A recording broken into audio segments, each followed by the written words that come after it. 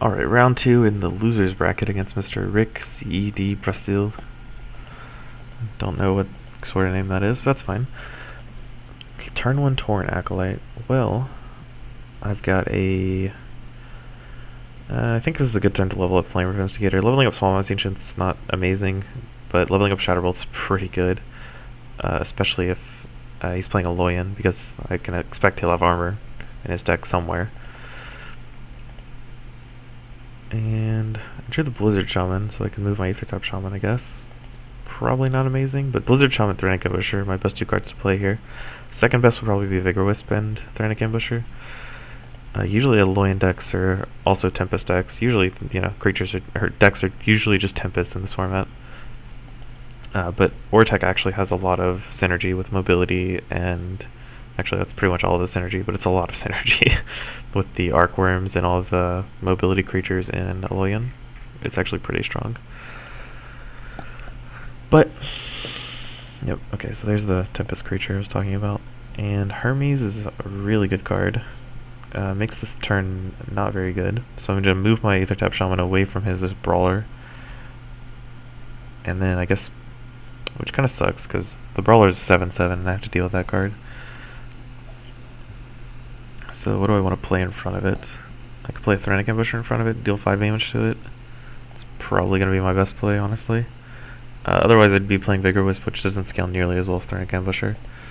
So even though Thranic Ambusher is not a 7/7 here, it's decent.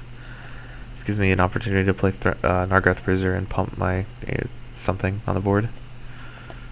Aether-type Shaman leveling up a Blood Barrier, which is the worst blood spell.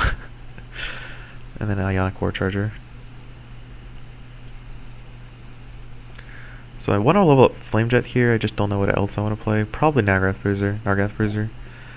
This puts me at board parity with him being on the play, which is not good because he was already on the play. But leveling up Nargath Bruiser is pretty nice. And then I can Flamejet the Warcharger so he has 0 creatures in play. Which is going to be better than him having a creature and then me playing a creature in front of it. Especially since the creature is going to be Ionic Warcharger with mobility. If he doesn't play a lot of good creatures here, I can maybe get away with Stinging Invocation. Nexus Gunner is a very good creature, but Stinging Invocation's probably still going to be the play. We're going to put Hammerfang in front of the Forge Plate Sentry so that I don't accidentally put any bees in front of it. And then, okay, Killer Bee the Nexus Gunner, which is actually pretty nice. I mean, it sucks that I only got 1 bee, but whenever I play Stinging Invocation, that's pretty much what I expect to happen.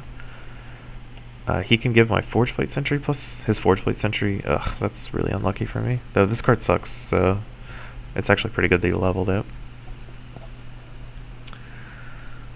Is he going to give the Phalanx Squadron plus 5 attack? That would actually be pretty good. No reason to give a 7 power creature plus 5 attack, but that's fine. I need to kill this Nexus Gunner. So let's... What are my plays this turn? Probably going to be Swamp Moss Ancient and Blizzard Shaman. So let's play the Swamp Moss Ancient in front of this, kill his Nexus Gunner,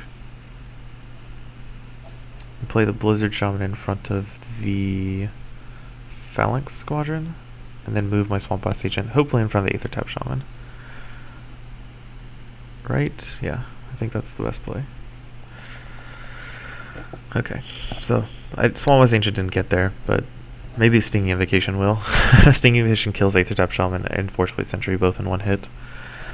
And level 3 Stinging Invocation is actually very good if I can ever... Another stupid... Actually, that's not even the worst. I'm getting tired of playing against Borean Windweaver though, that's for sure. So let's see some triple B action here with this Stinging Invocation. Nice. Okay, so let's put the Hammerfang. It doesn't actually matter where I put it. Put it here so it can't. So my bee gets freer rain. If he chooses to suicide the Borean Windweaver into the Killer Bee to prevent its damage, that would also be good. But if he moves it to either lane, I don't want Hammerfang to take any damage. Okay, so it just suicides into the bee, which is probably a fine play. Taking 3 damage over and over and over again is not amazing. He plays another stupid Nexus Gunner. This card's really good, by the way. I don't know if I said that when he played it the first time, but it's really, really hard to deal with. My plays are not amazing here.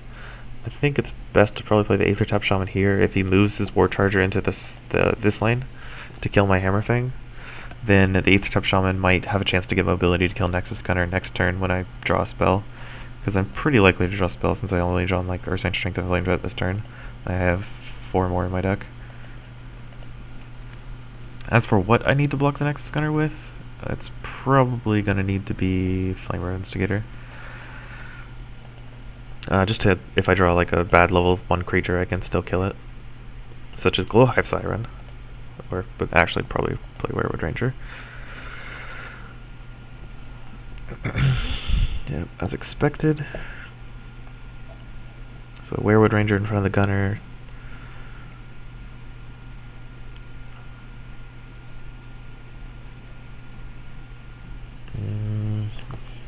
What did he level with the Rage Oracle? Electronet.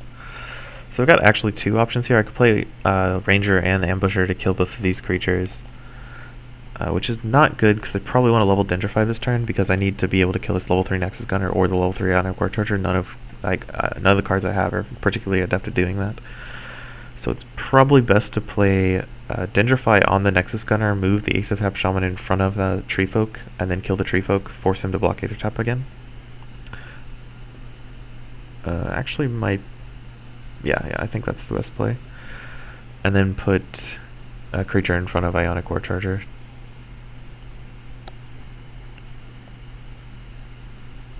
Yeah.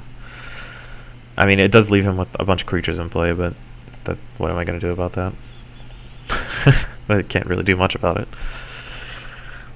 Maybe if my Aether Tap Shaman lives, I can... this is a really poor hand for rank 3. Maybe he'll just whiff and play all level 1 spells. I think that's what I have to hope for. Or he doesn't. That's cool too. So... I guess I just kill a 12 power creature and put a stopgap in front of the 18 power creature. That seems more than fine. Taking a bunch of damage from this Vault Intruder. Okay, I drew Hammerfang, which is nice. I don't want to kill his Forge Plate Sentry because it's stopping him from playing Nexus Gunner. So I'm probably just going to play the Stinging Invocation and then the Hammerfang. Stinging Invocation needs to pretty much be 2 Bs or 3 Bs in order for it to be worth playing. And there's the stupid Windweaver. It's strange, I don't... Well, I'm dead unless this is 3 Bs, so let's see what it's got here.